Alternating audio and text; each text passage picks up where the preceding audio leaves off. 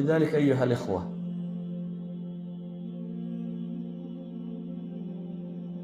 dadku tan dhow buu ku mashquula wixii ka dambeeyeyna waa arki waayo yani shay yar haddaad isha ku soo dhowayso wuu qarinaya fartaydan ishaydoo dhan way qarin kartaa haddii se la durkiyo way libdhaysaa adduunka inuu isku soo dhoweynay dabeetana noloshaba wuu inaga qariyay ma arki karaysid ilaa mersadiiska iyo mushaharka badan iyo waxaa mooyaane wax kale arki kari maysid ولذلك هو تاريخيا في غريغا بلوتارك وحليه قد وجدت في التاريخ مدن بلا حصون ومدن بلا قصور ومدن بلا مدارس ولكن لم توجد أبدا مدن بلا معابد in history تاريخ ابن آدم كبوليه وحال هلاي مقالوين قديمة وأنقل على لهين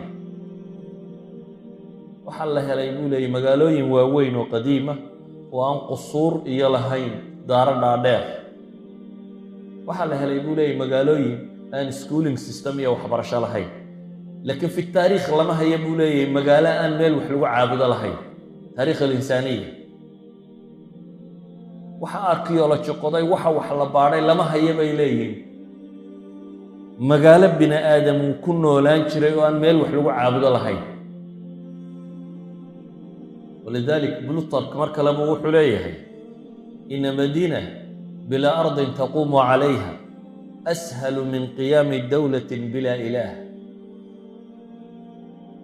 مقالين الدستان نلب لهين يعني وحيرة مستحيلة لأن البكترين يقولها مقالة نسوى مستحيل تاسبا كفضت بولي دولة بلا إله هين تصميسو طبعا وحبر ما السنين يعني إنسان هو بفطرته بو عابدي هي لكن waxay isweydiinta leh yaad caabudaa xoolahaad caabudaa nabigu calayhi salaatu wasalaam wuxuu leeyahay tacisa cabdu dirham wadinaar tacisa cabdu lkhatiifa addoon waxaa hoogay ka dirham iyo diinaar addoon u ah inaad lacag ururiso haddaad u noolaato iyadaad caabudaysaa cimrigaaga xooggaaga caqligaaga tamartaada waxaagoo dhan waxaad isugu geysay account-kaagu inuu bato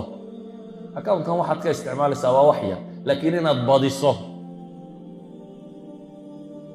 dadka badh baa u addoona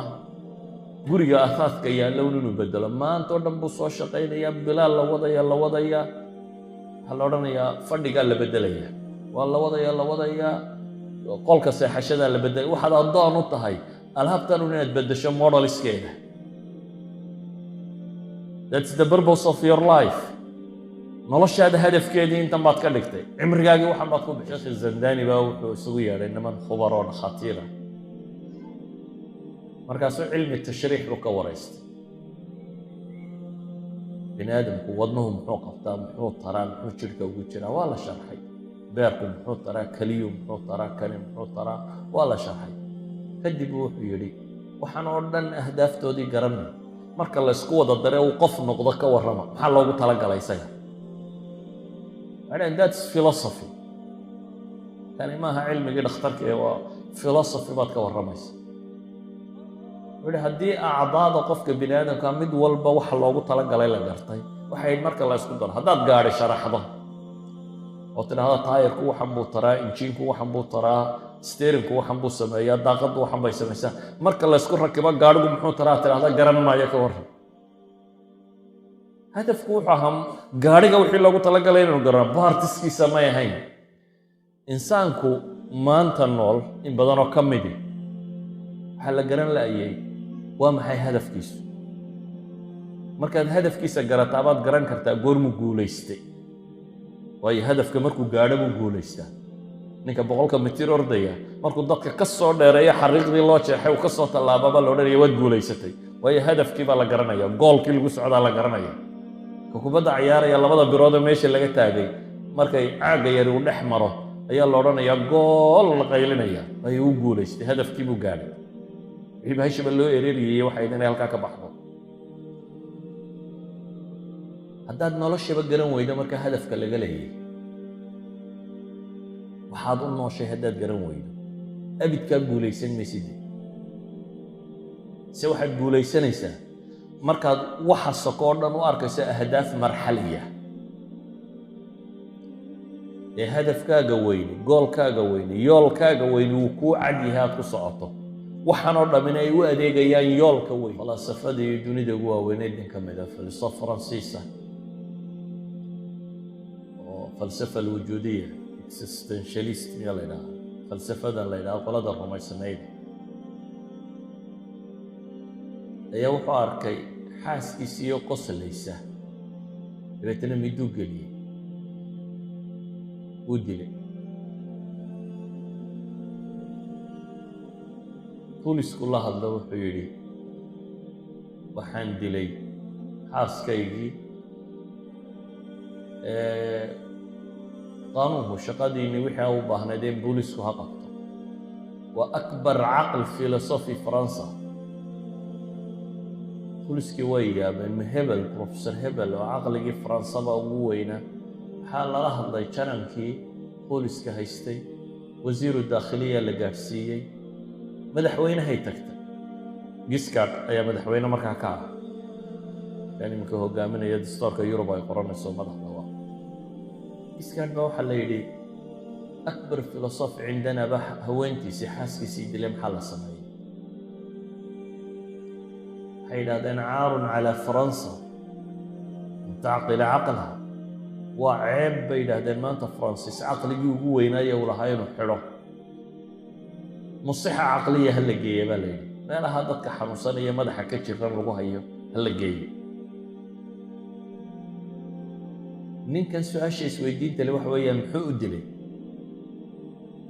wuxuu leeyahay nolosha tan baan hadaf lahayn filosofkan wuxuu leeyahy noloshan aan jooga hadaf ma leh whatsoever aan noqdo buu leeyahy wax kastoo aan qabto wax kastoo la sameeyo soo la dhiman maayo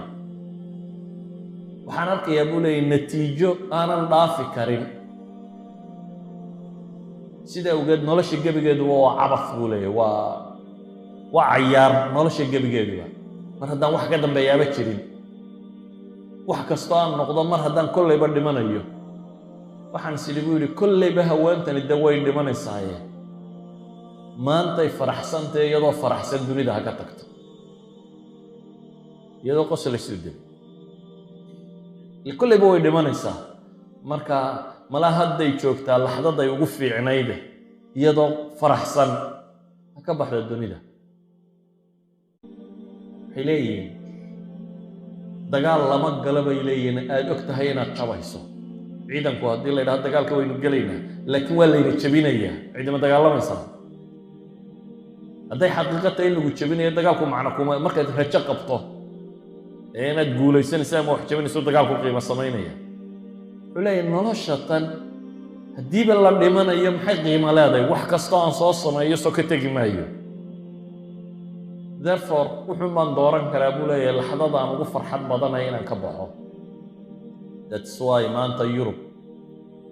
qaamiyahanadeedu xorriyaadka ku doodayaan waxaa ka mid ah xorriyada ah qofku naftiisa wakhtiga uu doono inuu ka takhallusi karo waa xorriya ragu doodayaan inaan dhinto markaan u baahdo wasaaradda caafimaadku bay leeyihiin qofkii u yimaado yidhaahda waxaan rabaa nolosha inaan ka tago waa inay aqbashaa inay nolosha dhaafiso waa tii loo dhistay in nolosha la ysku hayo oo dadka lagu xejiyo nolosha waa maxay macnuhu waxa weeyaan the purpose of life baan la fahmay waxa la garan waayey maxaa loo nool yahay ilaahi subxaanahu wa tacaala wuxuuna leeyahay markaa noloshan adduunyada geeri waa qasab inaad dhadhamiso waxaad see ajarkaaga ugu weyn helaysaa maalinta qiyaame ee guusha dhabtii waxa weeyaan baa ilaahay leeyahy faman zuxzixa can innaari wa udkhila aljannata faqad faaz qofka naar la dhaafiyo ee janno la geeyo kaas baa guulaystay baa ilaahay yidhi amaa haddaad aakhire arki kari weydo wama alxayaatu addunya ilaa mataacu lguruur baa ilaahay leeyahy subxaanahu wa tacaala